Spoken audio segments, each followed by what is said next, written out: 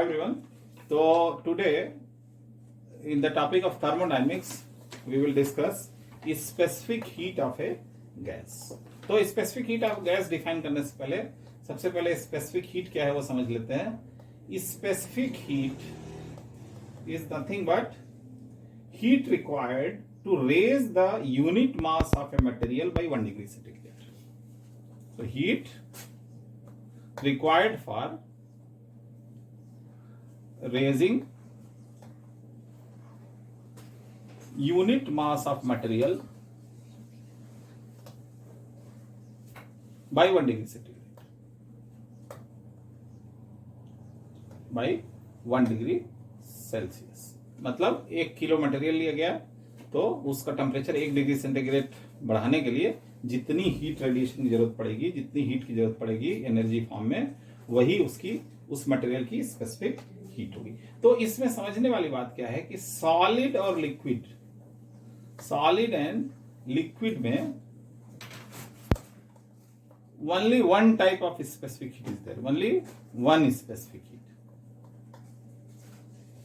जिसको हम बोल सकते हैं सी से रिप्रेजेंट कर सकते हैं. तो किसी भी सॉलिड मटेरियल या किसी भी लिक्विड मटेरियल का टेम्परेचर 1 डिग्री सेंटीग्रेड बढ़ाने के लिए, जबकि उसका मास 1 केजी हो, जितने हीट की जरूरत पड़ेगी वही उसका स्पेसिफिक हीट होगा, जिसको हम लोग सी से रिप्रेजेंट करेंगे. लेकिन गैस के केस में there is uniqueness.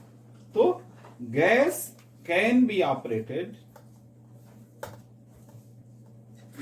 In 2 modes mainly. ठीक है, कोई भी केमिकल रिएक्शन, गैसियस रिएक्शन वगैरह है, वो मेनली 2 मोड्स में कराई जा सकती हैं. एक तो है कांस्टेंट वॉल्यूम. मतलब क्या है, कंटेनर सील्ड है, गैस एक्सपेंड नहीं हो सकती, और यदि गैस को हीट किया जाए नीचे से तो this is constant volume. Constant volume. और दूसरा है कांस्टेंट प्रेशर, मतलब piston system. Piston can move up and down and gas is enclose this.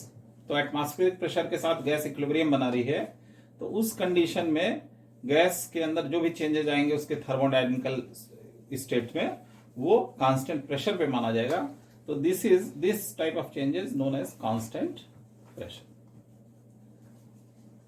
तो अब यहां पर इस सिचुएशन में 1 केजी गैस, सपोज मैंने यूनिट मास 1 केजी में लिया, 1 केजी गैस का टेम्परेचर 1 डिग्री सेंटीग्रेड बढ़ाने के लिए जो हीट रिक्वायर्ड होगी CV, that is known as CV, वो कांस्टेंट वॉल्यूम पे होगी, वो डिफरेंट होगी कांस्टेंट प्रेशर में. कांस्टेंट प्रेशर में यदि 1 केजी गैस और 1 डिग्री सेंटीग्रेड राइज की जाए तो वहां पर heat required will be different, that is CP. यहां पर एक चीज और क्लियर है कि clearly CP must be greater than CP. क्यों?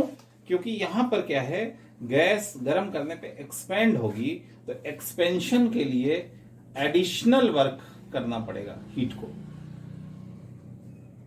एडिशनल वर्क कितना करना पड़ेगा? Additional work that will be P delta V.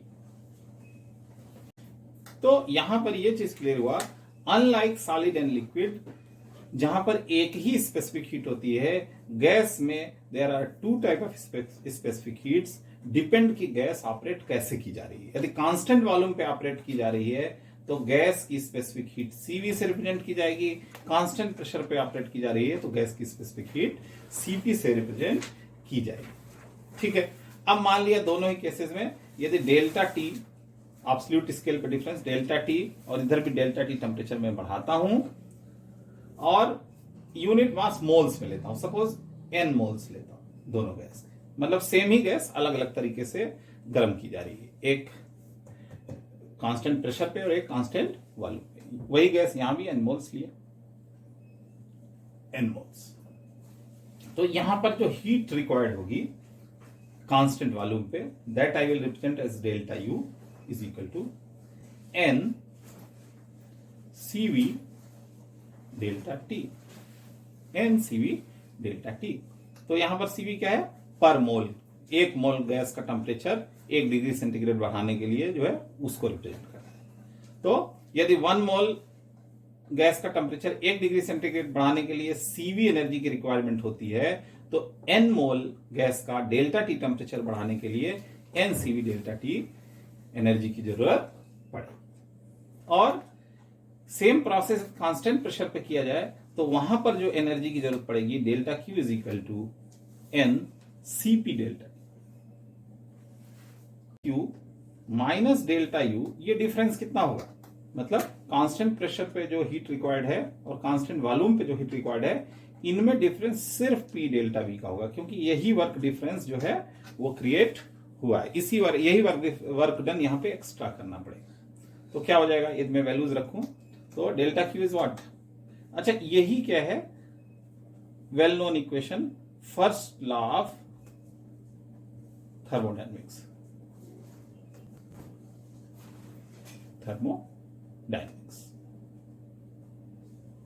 तो यहां पर तो मैंने गैस के केस में सिस्टम डिस्कस करते हुए डिराइव किया, but first law of thermodynamics हर सभी हीट से रिलेटेड सिस्टम पे अप्लाई होता है। तो एनीवे अभी उसको नहीं डिस्कस करते हैं, जस्ट ऑन द वे मैंने बता दिया कि यही है फर्स्ट लॉ ऑफ थर्मोडायनेमिक्स। अभी हम लोग अपनी स्पेसिफिक हीट पे फोकस करते हैं। तो अब यहां पर डेल्टा क्यू की वैल्यू रखते हैं, N C P delta T minus N C V delta T is equal to क्या, P delta V. P delta V ये वर्क करता है, पी डेल्टा वी। ओके, और बहुत स्ट्रिक्टली यहां पे क्या है, P delta we work done कब है, जब प्रेशर कांस्टेंट है। और यदि प्रेशर भी वेरी कर रहा है चेंज के दौरान, यहां तो ठीक है कांस्टेंट प्रेशर है, पी डेल्टा वी लिख दिया। सपोज कोई प्रोसेस है जिसमें प्रेशर भी वेरी कर रहा है, तो वर्क डन क्या हो जाता है, पी डीवी, तब इंटीग्रेशन से निकलता है। एनीवे यहां पर चूंकि कांस्टेंट प्रेशर और कांस्टेंट वॉल्यूम का डिस्कशन कर रहे हैं, तो इंटीग्रेशन की कहीं जरूरत नहीं है, चूंकि प्रेशर पूरे प्रोसेस दौरान कांस्टेंट है, तो पी डेल्टा वी वर्क होगा। तो अब हमको मालूम है, क्या मालूम है, कि gas PV is equal to NRT follow करेगी। प्रेशर कांस्टेंट है, तो जब वॉल्यूम बढ़ेगा या घटेगा, जब टेम्परेचर बढ़ेगा तो उसी हिसाब से वॉल्यूम बढ़ेगा, और टेम्परेचर घटेगा तो उस हिसाब से वॉल्यूम घटेगा। मतलब क्या रिलेशन एग्जिस्ट करेगा, P delta V is equal to N R delta T. P delta V is equal to N R delta T. तो यहां पर पी डेल्टा वी की वैल्यू मैं लिख देता हूं एन आर डेल्टा टी। तो यहां ध्यान से देखें, N delta T, N delta T, N delta T cancel हो गया। तो क्या आ गया, C P minus C V is equal to capital R, gas constant. तो यही चीज मैंने पीछे डिस्कस किया था कि सीपी बड़ा होगा, लेकिन कितना बड़ा होगा। उस टाइम तो एक सब्जेक्टिव स्टेटमेंट दे दिया कि सीपी बड़ा होगा एनालिसिस करने के साथ, क्योंकि वहां वर्क डन हो रहा है। लेकिन सीपी और सीवी का डिफरेंस कितना होगा, एक कांस्टेंट क्वांटिटी होगी। क्या कांस्टेंट क्वांटिटी होगी, CP minus CV is equal to capital R. तो गैस की दोनों स्पेसिफिक हीट्स का डिफरेंस गैस कांस्टेंट के बराबर होगा। ठीक है, इतनी चीज क्लियर हुई। तो स्पेसिफिक हीट ऑफ गैस दो तरीके की होगी, एक कांस्टेंट वॉल्यूम पे होगी सीवी, एक कांस्टेंट प्रेशर पे होगी सीपी, और उनका difference CP minus CV gas constant के बराबर होगा। तो अब गैस की स्पेसिफिक हीट्स के बारे में डिस्कस करने के बाद हम एक और इंपॉर्टेंट पॉइंट डिस्कस करेंगे जो बेसिक्स है थर्मोडायनेमिक्स का, various types of changes in गैसीय सिस्टम। गैसीय सिस्टम में कितने तरीके के चेंजेस हो सकते हैं। दो चेंजेस मैंने अभी स्पेसिफिक हीट डिस्कस करते समय आपसे किया। First change was that at constant volume. Means क्या है, तो कोई भी गैस का जो थर्मोडायनेमिकल पैरामीटर है वो क्या है, P, V, T and N. ठीक है, पी, वी, टी, एन, ये चार कोऑर्डिनेट से गैस रिप्रेजेंट की जाती है। तो यदि कांस्टेंट वॉल्यूम पे बात करें, so this is constant volume पे हीटिंग या कूलिंग की वजह से गैस के थर्मोडायनेमिकल पैरामीटर में चेंज किया जा रहा है, तो this type of process is known as what, isochoric process. Isochoric process. तो आइसोकोरिक प्रोसेस में क्या है, delta V is equal to zero. Delta V is equal to zero. यहां पर this is the characteristic of isochoric process. तो यहां पर जो फर्स्ट लॉ ऑफ थर्मोडायनेमिक्स है गैस के ऊपर अप्लाई किया जाए कि constant pressure and delta Q is equal to delta U plus integration of P DV. तो क्या हुआ कि गैस के ऊपर किया गया काम, मतलब कितनी एनर्जी गैस को सप्लाई की गई। डेल्टा क्यू क्या है? Energy supplied to the gas. Delta U change in internal energy, इसके इंटरनल एनर्जी में कितना चेंज आएगा? Change in internal energy. और this is work done by gas, work done by gas, correct. तो delta V यहां पर volume में कोई चेंज नहीं हो रहा है, तो इसका मतलब इस केस में ये जो वर्क डन वाला, ये डेल्टा डब्ल्यू वाला जो पोर्शन है, ये डेल्टा डब्ल्यू में 0 लिखने वाला था, उसी को समझाने के लिए मैंने एक क्वेश्चन आपको बताया। तो इस केस में delta W is equal to integration P DV is equal to always 0। तो आइसोकोरिक प्रोसेस में गैस के द्वारा कोई भी काम नहीं किया जाता है। सेकंड सिस्टम मैंने पीछे डिस्कस किया था, वो कांस्टेंट प्रेशर वाला, जिसमें पिस्टन मूव कर सकता है, गैस कांस्टेंट प्रेशर पे ऑपरेट हो रही है।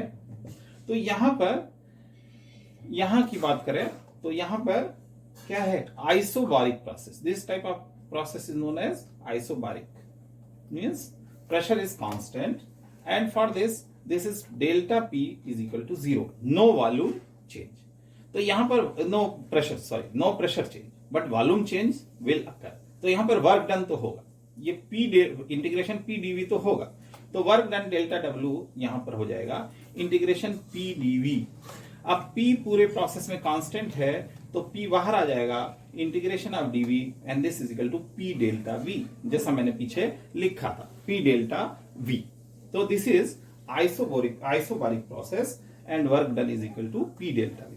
This is isochoric process, work done is equal to 0। क्या हुआ? टोटल एनर्जी जो इसमें सप्लाई बाहर से होगी वो इस गैस की इंटरनल एनर्जी को खाली बढ़ाएगी। टोटल की टोटल एनर्जी इंटरनल एनर्जी को बढ़ाने में कंज्यूम हो जाएगी, मतलब kinetic energy of gas molecules will increase as proportion to the energy supplied। But यहां पे क्या है, कुछ हिस्सा गैस द्वारा वर्क डन में यूज होगा।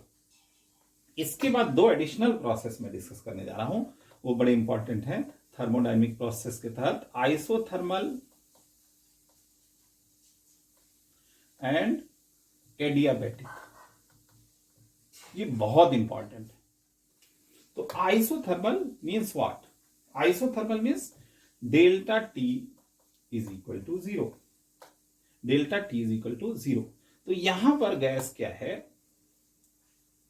वो इनक्लोज्ड है। किस तरह का कंटेनर है हम बोल नहीं सकते, उसमें पिस्टन टाइप भी हो सकता है, इस तरह का भी हो सकता है, इस तरह का भी हो सकता है। तो वॉल्यूम की फ्लेक्सिबिलिटी है, एडजस्ट भी कर सकता है वॉल्यूम। साथ में मटेरियल और एनर्जी का एक्सचेंज भी हो सकता है बाहर से। तो लेकिन इस सिस्टम की प्रॉपर्टी क्या होगी कि पूरे चेंजेस के दौरान जब पीवीटी एन में वेरिएशन हो रहा होगा तो ये सिस्टम अपना टेम्परेचर चेंज नहीं करेगा। मतलब ये rest of the parameters will change but T will remain constant. Rest of parameter will change in such A way that systems temperature remains constant. तो यहां पे बॉयल्स लॉ जरूर लगेगा, है ना। टी कांस्टेंट है तो यहां पर PV is equal to constant होगा, PV is equal to constant. तो क्या होगा, यदि हम बात करें यहां पे यदि वर्क डन की, तो work done is equal to V1 से V2 तक यदि वॉल्यूम एक्सपेंड हो रहा है तो P delta V, P dV, ये तो फॉर्मूला था P dV, integration P dV। तो इंटीग्रेशन P dV V1 से V2 तक क्या कर लेंगे, V1 V2, और इसको बोल सकते हैं PV dV, और PV is equal to nRT। तो ये हो जाएगा V1 to V2 nRT dV। T constant है, nR कांस्टेंट है, बाहर हो जाएगा, तो ये वैल्यू आ जाएगी nRT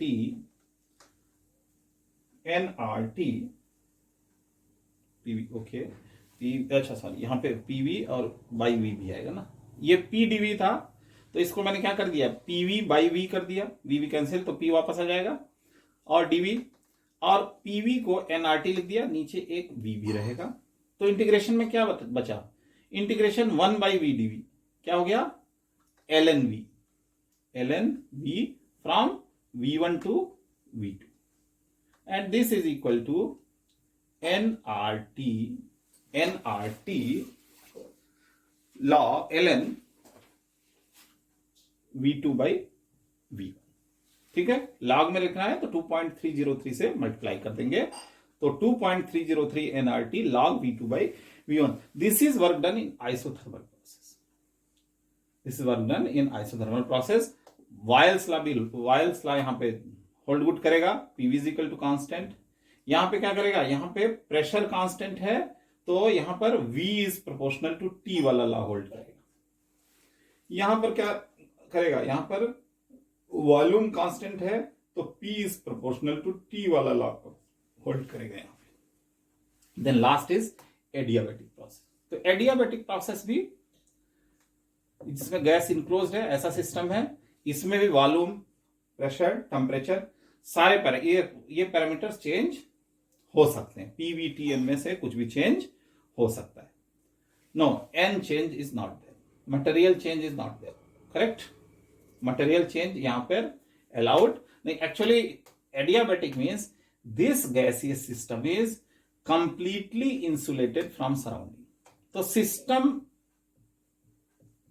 और सराउंडिंग में न मटेरियल का एक्सचेंज होना है, न ही एनर्जी का एक्सचेंज होना है। नो एक्सचेंज इज अलाउड, यहां पे कोई एक्सचेंज नहीं होना है। ठीक है, तो this is one important process. तो यहां पर स्पेसिफिक कोई लॉ होल्ड गुड नहीं करता है, जो हमने पीछे डिस्कस किया है। जैसे इन तीनों केसेस में तीनों गैस लॉ एग्जिस्ट करते हैं, यहां पर चूंकि कोई पैरामीटर कांस्टेंट नहीं है, only constant is what, no delta Q, delta बाहर से कोई एनर्जी सप्लाई नहीं हो रही है, तो इसकी कंडीशन क्या है, delta Q is equal to 0। साथ में डेल्टा मास भी, मतलब delta N is equal to 0, ना ही मास ऐड किया जा रहा है नहीं, तो ये दोनों ही कंडीशन यहाँ पे सेटिस्फाई हो रही है। इसका कोई स्पेसिफिक लॉ नहीं है, फिर भी एडियाबैटिक के लिए एक बायल्स लॉ से मिलता जुलता लॉ अप्लाई होता है, that is PV power gamma is equal to constant. तो but it is different than Boyle's law, because PV power gamma. अब गामा क्या है, gamma is adiabatic constant of gas, adiabatic constant of gas. और इसकी value क्या होती है, इसकी वैल्यू जो मैंने सीपी सीवी डिस्कस किया था उसका रेशियो होता है CP by CV, gamma is CP by CV. तो यहां पे क्या हो जाएगा, गामा की वैल्यू मैं टिपिकल वैल्यू लिखूं तो गामा मोनो एटॉमिक गैस के लिए मोनो एटॉमिक, डायटॉमिक और पॉली एटॉमिक। तो मोनोएटॉमिक के लिए इसकी वैल्यू होती है 1.66, 1.40 एंड 1.33। तो इस तरीके से ये लॉ, इसमें एडियाबैटिक लॉ बोल सकते हैं, PV power gamma is equal to constant. जब भी एडियाबैटिक चेंज होगा तो ये लॉ होल्ड गुड करेगा, गामा एडियाबैटिक कांस्टेंट है, that is CP by CV. अब इस केस में वर्क डन देखें तो मैं इसको इरेज कर देता हूं, यहां पर इसको डिराइव करता हूं। तो इस केस में यदि वर्क डन देखें तो इसी लॉ को यूज करके किया जा सकता है। यदि वर्क डन की बात करूं मैं तो क्या हो जाएगा, delta W is equal to, शुरुआत वहीं से होगी, पी डीवी। तो यहां पर भी P V power gamma 1 by V power gamma DV कर दिया। तो P V power gamma constant है, वो बाहर आ जाएगा, P V power gamma constant है और ये आ जाएगा 1 by V power gamma DV, V1 से V2 तक, V1 से V2 वॉल्यूम तक चेंज किया गया। तो ये क्या आ जाएगा, ये आ जाएगा, दिस वैल्यू विल कम, इसको भी मैं इरेज कर देता हूं, आगे लिखता हूं। तो ओके, तो ये वैल्यू आ जाएगी, तो इज इक्वल टू, यहां से चले, is equal to P V power gamma, अभी ऐसे रखता हूं, चलो 1 बाई, ये हो जाएगा वी पावर माइनस गामा, ठीक है।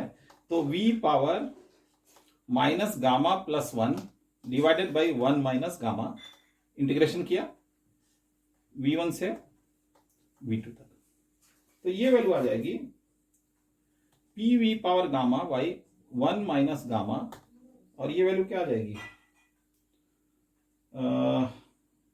ये वैल्यू हो जाएगी, हाँ ये नीचे आ जाएगा ना, तो ये वैल्यू हो जाएगी 1 by V power gamma minus 1 V2 V1, इसको माइनस से मल्टीप्लाई कर दिया और नीचे ले डिनोमिनेटर में, तो this equal to PV power gamma by 1 minus gamma, और ये वैल्यू आ जाएगी 1 by V2 gamma minus 1 minus 1 by V1 gamma minus 1। अब ध्यान दें, यदि हम ध्यान दें इसको, तो यहां पे ये PV पावर गामा कांस्टेंट है, मतलब P1 V1 power gamma is equal to P2 V2 power gamma, and हर पॉइंट पे ये इस तरह का, तो दोनों ही इक्वल होंगे, P1 V1 पावर गामा और P2 V2 पावर गामा दोनों इक्वल होंगे, और थ्रू आउट प्रोसेस ये मल्टीप्लीकेशन कांस्टेंट होगा। तो PV पावर गामा को अंदर मल्टीप्लाई कर रहा हूं, और फर्स्ट टर्म में PV पावर गामा को P1 V1 पावर गामा लिख रहा हूं, सेकेंड टर्म में P2 V2 पावर गामा लिख रहा हूं। तो work done delta W adiabatic process में क्या हो जाएगा, 1 बाई 1 माइनस गामा, क्या हो जाएगा P1, नहीं फर्स्ट में P2 V2, क्योंकि नीचे V2 है ना, तो यहां पे P2 V2 power gamma divided by V2 power gamma minus 1 minus second term में P1 V1 power gamma divide by V1 power gamma minus 1, and this comes 1 by 1 minus gamma, और ये क्या हो जाएगा P2 V2 minus P1 V1। तो this is your delta W in adiabatic process. In adiabatic process this is the formula for work done over a gas. कब adiabatic process मतलब no delta Q no delta M, कोई भी ना मास अंदर से बाहर transfer हो रहा है या बाहर से अंदर ट्रांसफर हो रहा है, न ही कोई एनर्जी अंदर से बाहर की तरफ ट्रांसफर हो रही है। तो ये मैंने briefly various type of system change in gaseous system बताया। तो इसी के बेस पे आगे थर्मोडायनेमिकल साइकिल्स के कैलकुलेशंस किए जाएंगे। तो आज के लिए बस इतना ही, और यदि वीडियो पसंद आया हो, कॉन्सेप्ट क्लियर हुए हो, तो वीडियो को जरूर लाइक करें, चैनल को सब्सक्राइब करें, ताकि मेरा भी मोटिवेशन बना रहे। Okay, thank you very much, thank you.